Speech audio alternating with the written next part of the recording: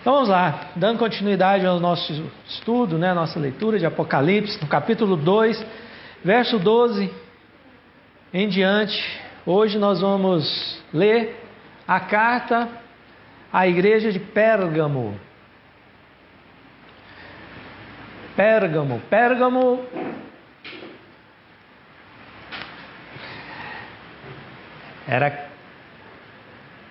significa cidadela. Daí que vem pergaminho. Eles que iniciaram, são curiosidades apenas, né? Eles que iniciaram, começaram a trocar o papiro pelo couro para escrever, né? Então daí que vem Pérgamo, pergaminho, né? Mas o significado dela é cidadela. Era a capital ali daquela região da Ásia, do Império Romano, né? Tinha uma importância político e econômica e espiritual. Essa é uma carta pesada, né? Bem diferente das outras, assim, com semelhanças, né? Mas diferente de Esmirna, que era perseguida, a igreja, né? Se a gente for dividir por épocas, né? Essa igreja de Pérgamo é comparada à igreja, ao período da igreja, da instituição religiosa, né? Conhecida como a igreja oficial, a igreja de Constantino, né? A igreja que se torna oficial no Império Romano. Mas nós não estamos lendo sob essa perspectiva, nós estamos lendo sobre a perspectiva de que cada carta tem características que se aplicam à nossa vida hoje, né? Que são momentos que vivemos. E essa aqui, ela representa algumas fases da nossa vida, que podemos estar vivendo hoje, ou que já vivemos em algum momento, ou que talvez possamos ainda viver. Então vamos lá. Capítulo 2, verso 12 em diante. Ela diz assim: ao anjo da igreja em Pérgamo escreva: estas são as palavras daquele que tem a espada afiada de 2 gumes. Bom, como sempre, as cartas começam com uma autodefinição de Cristo, né? Ele se definindo. E a forma como ele se define no início da carta já aponta para onde vai isso aí, né? E quando ele se define como uma espada afiada de 2 gumes, né? Nos dá a ideia de que a carta não vai ser muito agradável, né? Porque tem a simbologia de juízo. A espada tem a característica, né? O sentido então de juízo, né? Ou seja, vem aí um tipo de julgamento das ações dessa igreja. E aí ele continua então: sei onde você vive. Bom, e aí ele começa a escrever onde essa igreja vive.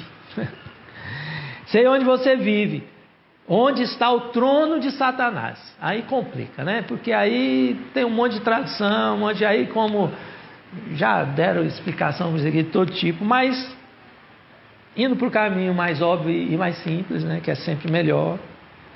Onde está o trono de Satanás? O que significa isso, né, irmãos? É porque em Pérgamo havia um templo, havia vários templos, mas havia um templo bem específico dedicado ao imperador. Era uma capital do império, daquela região, e ali havia um templo dedicado ao imperador romano. O imperador romano se declarava Deus, né? E as pessoas, os habitantes, os membros do império, né? Eles eram obrigados a adorar o imperador como sendo Deus. Então, ali havia um trono, ali havia um templo dedicado exclusivamente a esse imperador. Então, olha a situação dessa igreja. Ela vive numa cidade em que não basta estar sob o domínio do Império Romano, ainda era a capital daquela região em que tinha um templo dedicado ao imperador. A cobrança, portanto, era muito maior. De quê? De adoração a esse imperador. Então, por isso, elas tinham que declarar honra, glória a César, ao imperador romano. Então é lá que ele mora, para a gente entender o contexto. Jesus já avisa no início assim: olha, venho com você como uma espada afiada de 2 gumes, vou separar, vou julgar, vou, não é, fazer ali, exercer ali um juízo.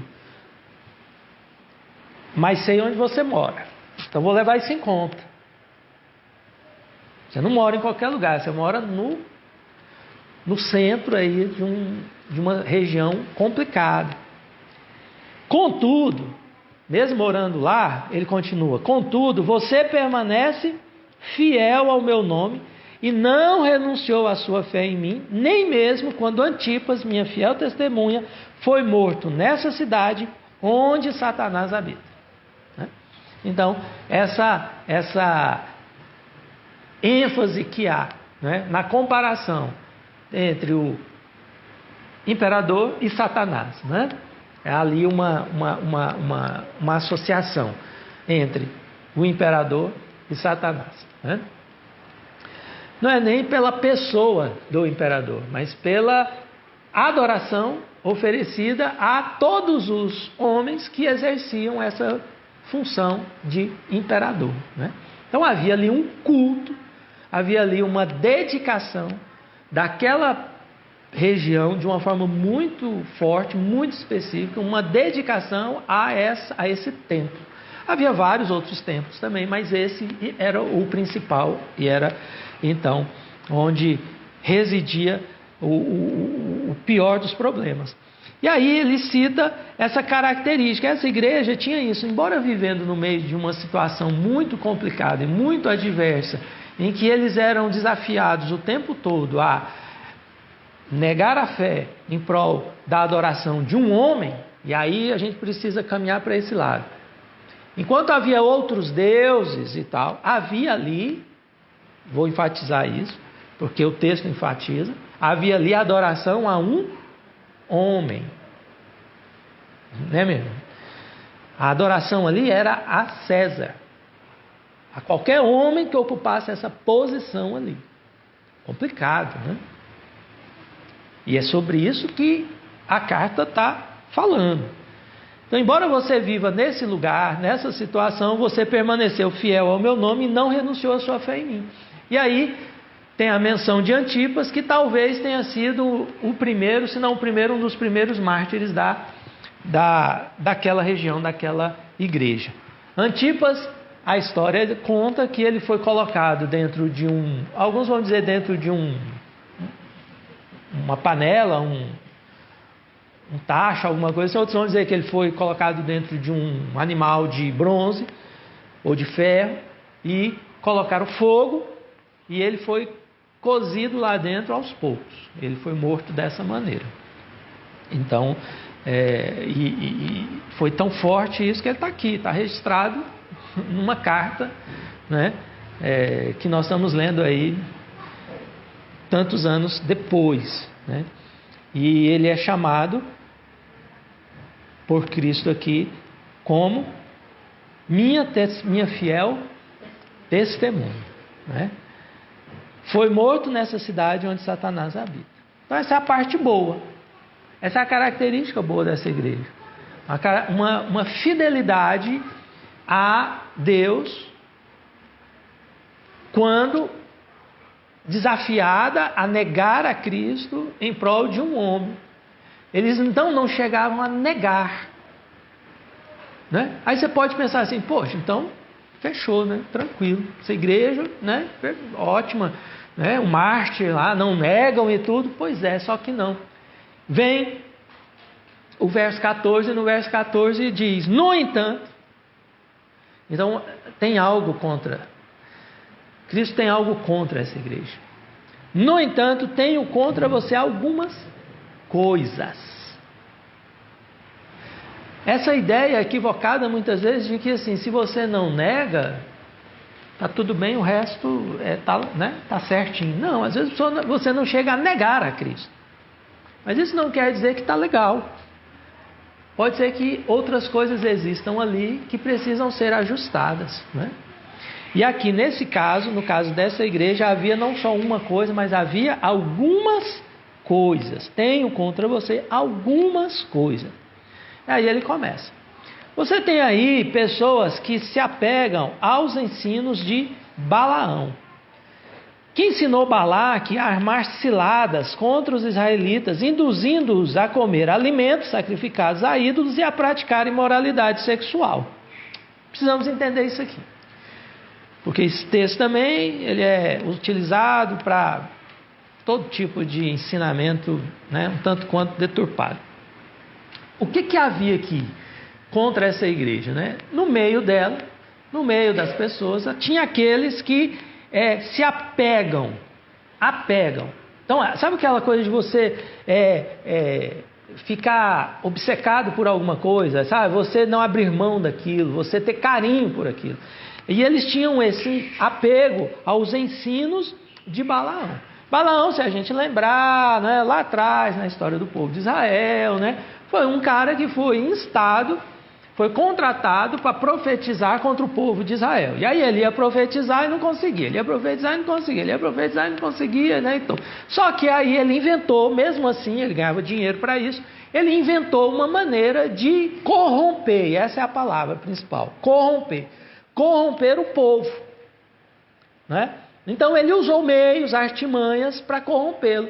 Começou a colocá-los, né, já que ele não dava conta de profetizar algo contra aquele povo, ele colocou o povo para se corromper. Se corromper de que maneira? Participando das reuniões, dos cultos, das celebrações em que o alimento oferecido era um alimento sacrificado, oferecido a ídolos e tal, e em que se praticava orgias, práticas sexuais em adoração aos deuses, em adoração àquela divindade qualquer da época. Então, ele induziu o povo a participar disso, fazer parte disso. Veja, tudo começa em Balaão, ele tentou pelo lado espiritual, amém? Ele tentou pelo lado espiritual, ele tentou profetizar, e não conseguiu. Essa comunidade aqui era fiel, espiritualmente falando, ela era fiel a Deus. Ela chegou a perder pessoas, né, martirizadas. Aí o que aconteceu lá em Israel?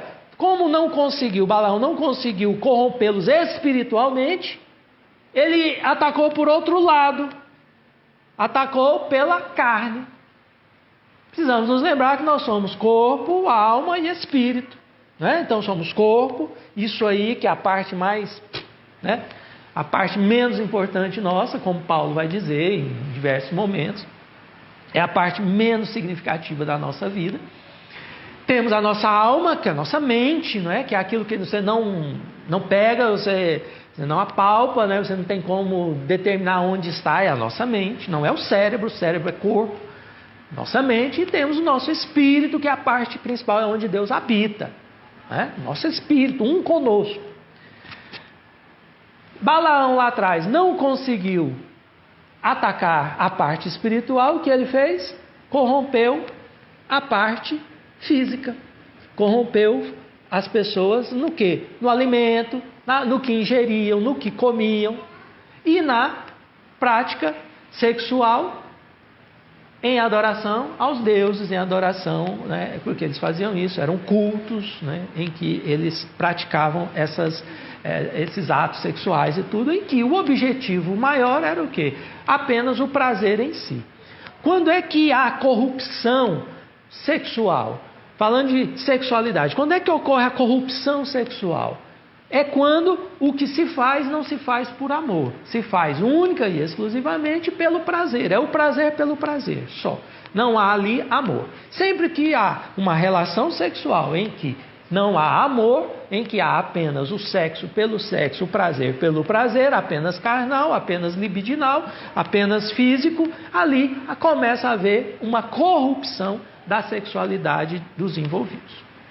É muito diferente do que as religiões de todos os tipos aí ensinam, né, que se apegam muito às questões formais, que a Bíblia não se apega, e como assinar um papel, falar que está assim, está casado ou não, é muito mais profundo do que isso.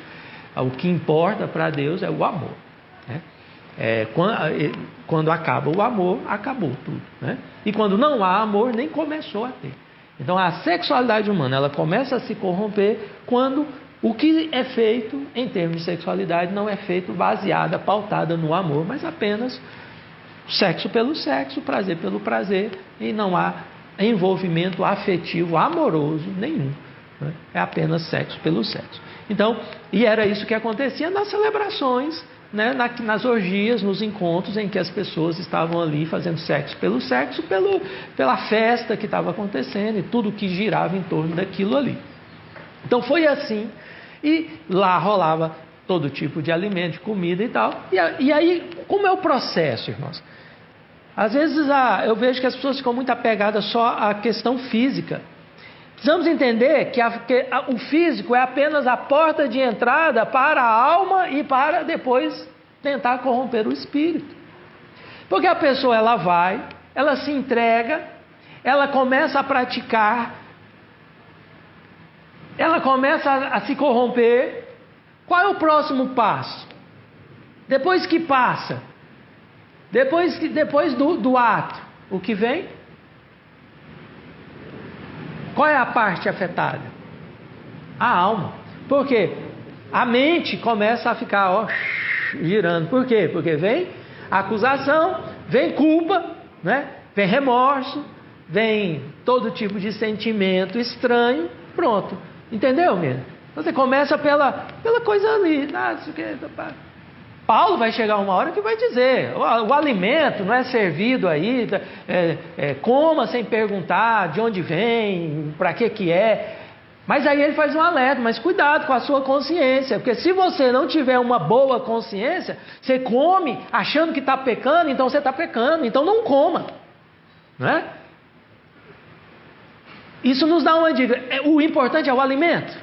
O alimento ali em si, não, Jesus mesmo vai dizer, não é o que entra, né? O que entra no corpo, você come e logo sai, vai para lugar escuso. Não é isso. Não é o que entra pela boca, vai para o estômago e depois você evacua.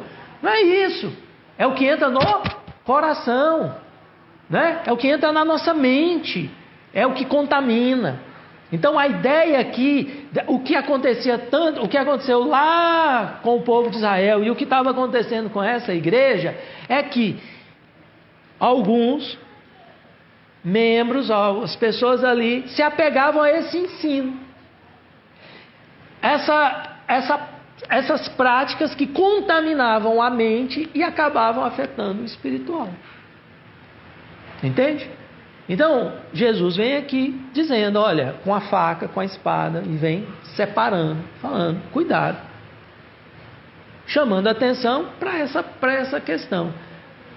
Começa no exterior e vai avançando para o interior. Aí eu vejo que onde que nós caímos, onde que realmente, de uma forma geral, os religiosos caem. Fica focado demais em questões externas e não cuidam do que já está contaminado internamente, na mente, na cabeça, né? Então, o que estava acontecendo com essa igreja é isso. Aquilo que é externo servia como pretexto para contaminar a alma, contaminar a mente, e eles tinham, então, o pensamento começava a ficar turvo, estranho, e era disso, e é aqui que se chama, é para isso que Jesus aqui está chamando a atenção. De igual modo, e aí, olha aí a consequência seguinte, de igual modo, porque não para aí, Jesus começa falando, olha, tem essa doutrina de Balaão aí, se apegam a ela, essa coisa de vocês corromperem a forma de viver, né? Prazer pelo prazer, sem amor, apenas se corrompendo e corrompendo sua vida natural. E aí ele vai, só que ele avança. De igual modo, você tem também os que se apegam também aos ensinos dos nicolaítas. Aí qual é o próximo passo? Corrompido o corpo, corrompida a sexualidade, corrompida a parte orgânica, física. Próximo passo, próxima etapa a se corromper, nossa mente, né? E aqui nós falamos lá na primeira carta os nicolaítas, lembra? O que são os nicolaítas? Qual era o principal? Fizeram várias coisas, mas o principal que eles fizeram, né? E é interessante estar aqui nessa carta, que naquela outra modo de interpretar é a carta à igreja oficial. Aqui, essa igreja, vivendo dentro de um ambiente extremamente difícil, extremamente rodeada de templos e dessa adoração ao imperador, essa igreja agora, embora não negue a Cristo, ela começa a criar um sistema. A adoração principal dessa igreja era a um Deus genérico? Não, era a um homem, certo? A um homem. Olha como a coisa vai crescendo. Eles começam a se apegar aos ensinos de Balaão, que eu já falei, aí também aos ensinos dos nicolaítas. E a principal característica dos ensinos do ensino dos nicolaítas é que eles começaram, eles fundaram, eles iniciaram, esse ensino foi a base para a formação do clericalismo. O que é o clericalismo? É você colocar uma cadeia onde um homem exerce autoridade sobre o outro homem dentro da igreja. Então você começa a criar o quê? Um organograma e fazendo distinção, acepção de pessoas e dizendo, olha, esse aqui é X, esse aqui manda no X, esse aqui manda em você, esse aqui manda em você, esse aqui tem autoridade, tal. No fim das contas aqui, quem vai estar? Um homem. Certo? Um homem. O início da carta, preste atenção, o início da carta é chamando a atenção para o lugar em que eles viviam. Vocês vivem num lugar que é o trono de Satanás. Ele está falando de Satanás, mas está falando o quê? De homens que eram adorados como Deus, o que eram os imperadores romanos. Aqui já, caminhando para o fim da carta, para o fim da exortação, eles falam, vocês estão construindo um sistema em que no final, no ápice desse sistema, quem está é o homem. É o homem. Vão prestando conta, esse aqui, sempre vai chegar lá no final, tem um homem. Você pega a igreja católica, no final tem quê? O Papa. Você pega qualquer igreja, qualquer grupo, você vai caminhando, no final tem o quê? Um homem. Aí esse homem é que tem a ligação, ó que coisa, a ligação com Deus. Aí ele fala com Deus e vai espalhando para os outros. Essa chamada de atenção está lá na carta à igreja de Pérgamo, início da igreja oficial, provavelmente, em que o clericalismo foi instituído.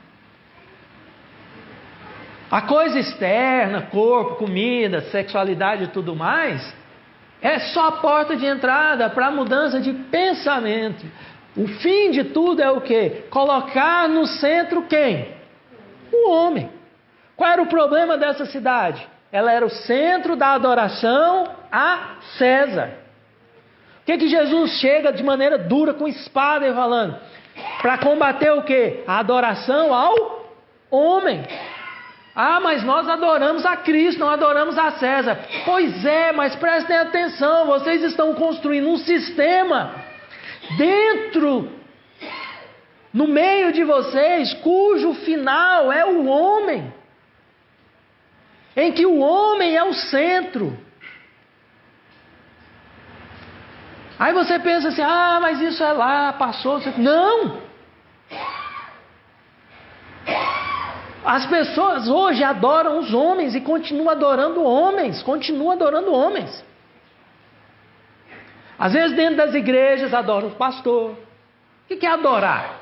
É colocar a pessoa, para mim, é colocar a pessoa no lugar de Deus. Não é no lugar de Deus assim, não é substituir, preste atenção nisso. Não é substituir Deus Pai, Filho e Espírito Santo, por outro Deus. Não, as pessoas não fazem isso. Principalmente os que se dizem cristãos. Não, eles não fazem isso. Do mesmo jeito que aqui na igreja, eles não negavam. Eles não negavam a Cristo em função de César. Não. Mas o que eles começaram a fazer? Deixa Cristo aqui, deixa Deus aqui, deixa o Pai aqui, mas nós não vamos ter uma relação igual com Ele. Não. Vamos construir um sistema aqui que vai colocando pessoas para serem intermediárias entre nós e esse Deus. E tudo que for colocado entre você e Deus é ídolo. Tudo que for intermediário, você está colocando entre você e Deus, você está, de certa forma, adorando essa pessoa, porque ela é um intermediário entre você e Deus. Então isso é o clero. O homem fazendo a intermediação entre outro homem e Deus. Por isso Jesus vem com essa espada e cortando isso, julgando isso. Essa corrupção começa no corpo, avança para a mente e termina nesse sistema clerical.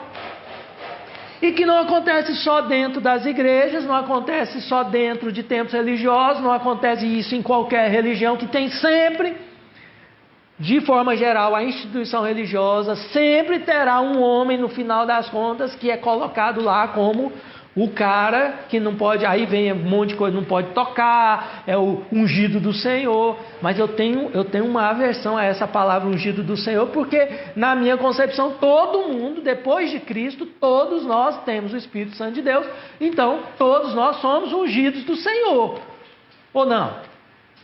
Tem alguém a mais ou a menos? Não, eu sou ungido, eu sou mais ungido.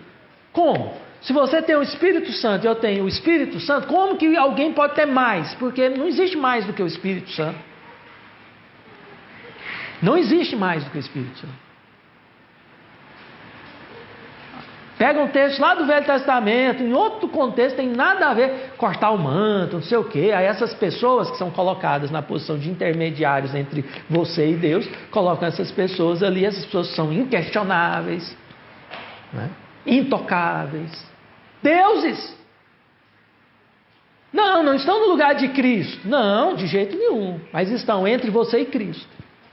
Qual a diferença entre essa pessoa e os tantos outros santos e deuses que os homens criam para fazer essa intermediação?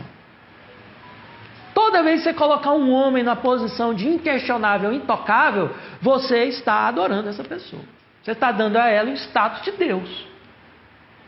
No nosso país hoje a gente vive, inclusive no âmbito político, pessoas que colocam o presidente da República nessa posição de Deus, inquestionável, intocável. Você não pode falar nada, porque se falar contra ele, você está falando contra Deus. As pessoas brigam entre si, famílias, pais e filhos, irmãos e tios e primos brigam entre si, porque não pode tocar, não pode falar, não pode questionar, não pode criticar Deus. O único inquestionável, intocável é Deus. Se você coloca qualquer ser humano nessa posição, você está fazendo dele um Deus menor? Sim, mas um Deus. Seja o pastor da sua igreja, seja o prefeito da sua cidade, o presidente do seu país, seja quem for, é Deus. Essas coisas elas vão, entende, Mina, que elas vão entrando assim, elas vão mudando, elas vão, se acomodando. As pessoas não percebem, é muito sutil, é lentamente. A corrupção ela começa lentamente, a corrupção da mente. As pessoas estão preocupadas com quem você está dormindo, o que você está fazendo com o seu corpo, o que você está comendo, o que você está bebendo. Mas o principal é o que vem depois. É quando a mente começa a ficar corrompida. É quando aí você já não está mais raciocinando de acordo com aquilo que está lá, claro, na verdade. Mas você começa a não ver as coisas. Você começa a tropeçar em ensinos semelhantes a de Balaão e dos Nicolaítas, sem perceber. Você está dentro de um sistema e nem se deu conta. Isso tanto é verdade que essa igreja aqui, ela vai... esse sistema dessa igreja, o sistema dessa igreja vai se alastrar para aquilo que hoje nós conhecemos aí. Está aí. Então tem uma igreja, uma instituição. Sempre que eu falar de igreja, eu estou falando de instituição, né? Essa igreja com I minúsculo, essa igreja é instituição. Essa instituição, não tem uma instituição em que não há esse tipo de relação entre as pessoas. Em que você tem lá um líder, um chefe, um semideus, e os outros vassalos embaixo que ficam servindo e adorando essa pessoa que é intocável e inquestionável. Sempre que você se vê nessa situação, saiba que você está praticando aqui os ensinos dos Nicolaítas. Os ensinos dos Nicolaítas. Porque na palavra diz que não há acepção de pessoas. Há pessoas que exercem funções diferentes em determinadas situações da igreja, mas a própria palavra diz também que como a igreja, corpo é um corpo, né? Não há membro melhor ou pior. Tira o seu dedinho, tira a unha, né? Sua e você vai ver se dói ou não, se faz falta ou não faz. Então não existe. Todos são importantes, todos exercem uma função. Alguns exercem uma função que precisa de uma certa retaguarda, de um certo cuidado, um certo zelo. Por exemplo, no nosso corpo nós temos partes que nós precisamos esconder, porque é assim que funciona a nossa sociedade, né? Então há partes que são mais reservadas, há partes que são mais expostas, mas todas são igualmente importantes e igualmente sujeitas a questionamento e sujeitas a críticas. Todos nós somos, falando corpo de Cristo, pessoas formadas, igreja com I maiúsculo, formada por pessoas. Não há espaço algum na palavra de Deus para nós dizermos se há algum humano acima ou abaixo do outro. Todos nós somos iguais. Há uma cabeça que é Cristo. Ele é o cabeça. Abaixo do cabeça, tudo é corpo. Abaixo da cabeça, tudo é corpo. Abaixo da cabeça, somos todos iguais. Não há espaço para um exercer um poder sobre o outro. Somos todos irmãos, somos todos iguais, ocupando posições e funções, muitas vezes administrativas apenas. Mas todos somos sujeitos, todos somos sujeitos à mesma liderança que é a liderança de Cristo. Amém? Então essa é a corrupção que acontecia dentro dessa igreja, da igreja de Pérgamo. E aí vem, portanto, arrependa-se, senão virei em breve até você e lutarei contra eles com a espada da minha boca. Veja que ele não diz que vai lutar contra a igreja. Viram aqui? Perceberam? Eu virei até você, igreja, e lutarei contra eles. Porque tinha um grupo de pessoas, tinham pessoas que pensavam assim, pessoas que estavam caminhando para esse lado. Então, a resistência de Deus será contra aqueles que pensam assim, que agem dessa forma, né? E aí ele vai dizer, lutarei contra eles com a espada da minha boca, né?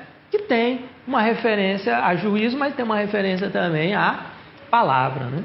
É com a palavra que ele vai combater esses ensinos. Aquele que tem ouvidos, ouça o que o Espírito diz às igrejas. E aí vem, encerrando como toda carta, ao vencedor darei do maná escondido. E aí? Maná escondido. Em oposição à comida sacrificada aos ídolos, né?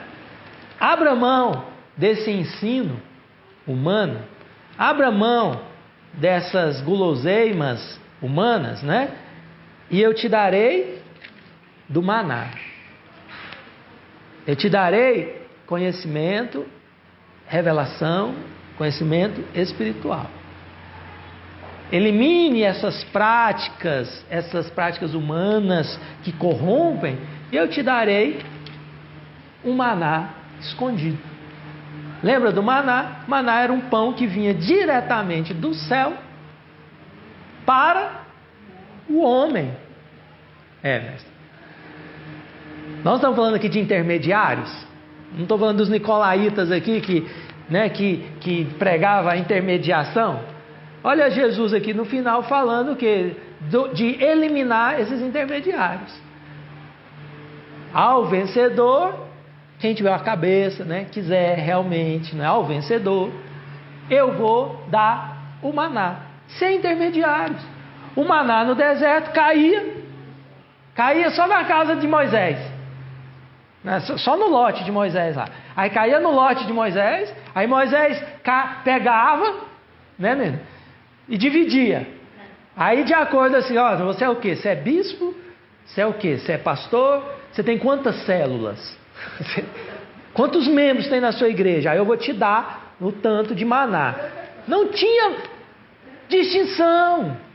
O maná caía na tenda de Moisés, estava no deserto, na tenda de Moisés, do mesmo jeito que caía na tenda do Joãozinho das Couves. Era o mesmo. Era igual. E ainda falava, olha, não guarda para o outro dia. Porque no outro dia vai ter um maná novo. Não guarda. Sempre tem aqueles que duvidam, Os que duvidavam, guardavam. Quando chegava no outro dia, estava cheio de bicho. Que apodrecia. Porque era diário. Fala dessa nossa relação diária com o Pai. Direta. Todas as manhãs. Sem intermediação.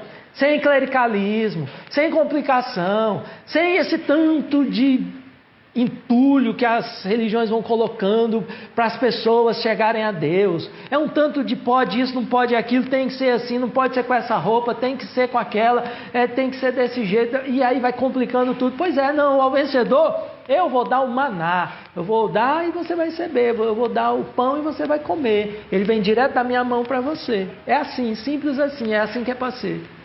Você não precisa ir para o templo para poder pegar um sacrifício, uma carne sacrificada. Não, é direto, somos nós, eu e você. Simples como era lá no deserto. Você acordou de manhã, abriu a tenda, solão, brisa gostosa, era antes do sol nascer, era assim que o sol, porque quando o sol começava a brilhar, esquentava e o maná, então tinha que ser de manhãzinha, cedinho. Abria, estava lá, era só pegar, só recolher e comer. É para esse lugar que Cristo está tentando chamar essa igreja novamente. Olha, você mora numa cidade em que o homem é adorado, vocês, sem perceber, vocês estão edificando um sistema em que o homem vai ser adorado também no meio de vocês. E eu estou dizendo que se vocês eliminarem isso, eu terei uma relação direta com vocês, da mesma forma que era lá no deserto, em que eu alimentava o povo diretamente. Ou seja, vocês não precisam de que alguém alimente vocês, vocês terão o alimento que vem de mim. Isso bate com a epístola de João. Está lá dizendo, vocês não precisam que ninguém vos ensine, mas o próprio Espírito os ensinará e trará a vocês a palavra à boca de vocês, para que vocês saibam o que dizer quando for necessário. E por último, também lhe darei uma pedra branca com um novo nome. E aí tem várias interpretações para isso, mas essas pedrinhas eram comuns na época lá. Uma das interpretações, a mais aceita talvez, é de que a pedra branca era um convite, John. Você era chamado para uma festa, você não recebia um papelzinho, não, você recebia uma pedra com o seu nome. Quer dizer que você podia entrar, Então, aqui ele está dizendo isso, olha, ao vencedor lhe darei uma pedra branca com um novo nome. O novo nome aqui, muitos vão dizer que é o seu sua vida transformada, né? O seu caráter transformado, né? Você já, ao vencedor, passou por todas as dificuldades, teve sua vida transformada, seu caráter transformado, né? E aí então receberá um novo nome. Nela inscrito, conhecido apenas por aquele que o recebe, né? Então, aqui está falando de reino, tem que chamar atenção para isso. Aqui está falando de reino, vencedor está falando de reino, não está falando de salvação. Estou falando isso aqui o tempo todo, né? Aqui nesse vencedores aqui está falando de reino, não está falando que se você for clericalista você não entra no céu não, tá? Isso aqui não está falando de céu não, está falando de reino. E aí ao vencedor ele entrará no reino e para entrar vai ter uma pedrinha, né? Então assim, tem gente aí que fala, quando eu receber minha pedrinha, não, a pedrinha é para alguns só, a pedrinha não é para todo mundo não, viu mesmo? Você tem que vencer, você tem que vencer para ter a pedrinha. Para entrar no céu não precisa de pedrinha não. Mas para entrar no reino, tem a pedrinha. Então, a pedrinha vai ser o cartãozinho, seu convite, que vai te dar acesso, né? Você vai poder entrar. Amém? Tem muita gente falando em pedrinha aí, mas não é bem assim, não. A pedrinha é só para quem vai vencer. Amém, irmãos? Então, assim, é uma carta mais dura, né? Uma carta assim que confronta, que tem essa coisa da espada mesmo, né? Mas olhando assim mais profundamente, a gente percebe a importância, né, dessa dureza, dessa firmeza de Cristo, já que nós temos essa tendência, e não é de agora, sempre foi assim, essa nossa tendência de sempre adorar o humano, de sempre ir atrás do humano para ser adorado. É uma coisa isso, né? Você está sempre buscando algo para adorar, algo que seja físico. Quando a gente não consegue pôr um humano, a gente vai colocando objetos, né? E passando a adorar esses objetos. A gente olha lá para trás e pensa, o povo no deserto, com tudo aquilo lá, ainda pediu para Arão edificar um bezerro. Pois é, né? Até hoje isso está no nosso meio. As pessoas têm muita dificuldade de se relacionar com Deus diretamente. Sempre estão edificando, construindo, instituindo, selecionando, elegendo pessoas para fazer essa intermediação entre eles e Deus. Isso é maligno, isso é satânico. Sempre que você colocar alguém ou algo como intermediário entre você e Deus, você está praticando algo chamado idolatria. Idolatria. Aí você fala, mais algo? Tem gente que só consegue se relacionar com Deus por meio do dinheiro. Só por meio do dinheiro. Quando falta, eu procuro Deus para Ele me dar. Quando Ele me dá, eu procuro Deus para dar dinheiro para Ele, para poder ganhar mais dinheiro. Tem gente que só se relaciona com Deus por causa do dinheiro. Eu dou dinheiro para Deus abençoar minha empresa. O dinheiro vira o intermediário entre essa pessoa e Deus. E aí você pode ir escolhendo várias coisas, você pode até ver na sua vida o que você elege como intermediário. Você pode pensar assim, eu não sou assim. Eu diria para assim, olha com mais cuidado, para ver se você não está colocando aí algum ídolozinho assim, disfarçadinho, sabe, bonitinho, assim, todo polidinho, como entre você e Deus, né? Como eu disse, às vezes pode ser uma pessoa querida, uma irmãzinha, um irmãozinho, um pastor ou qualquer coisa assim, que você coloca ali no lugarzinho, né? Você não vai a Deus, você vai a Deus por meio dessas coisas ou por meio dessas pessoas. Às vezes a igreja, instituição, tudo que é fora da instituição não serve. Só serve se vier da instituição que eu frequento. Aí eu frequento a instituição X, a instituição me passa, aí eu entendo, é de Deus. Mas se vier de fora, não é de Deus. Cuidado, você pode estar tropeçando aí no ídolo. Então, esses ídolos, eles vão se instituindo e entrando na nossa vida de forma bem sutil, bem sutil. Né?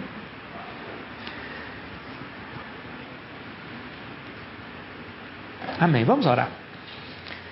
Pai querido, queremos colocar diante da Tua presença, Senhor. Pedimos, Pai, que o Senhor nessa manhã nos abra o entendimento ainda mais, que essa palavra possa permanecer em nós e gerar ainda mais vida, mais revelação, mais entendimento, conhecimento, a fim de que possamos perceber e detectar qualquer tipo de ídolo que possamos estar formando dentro de nós, na nossa relação com o Senhor.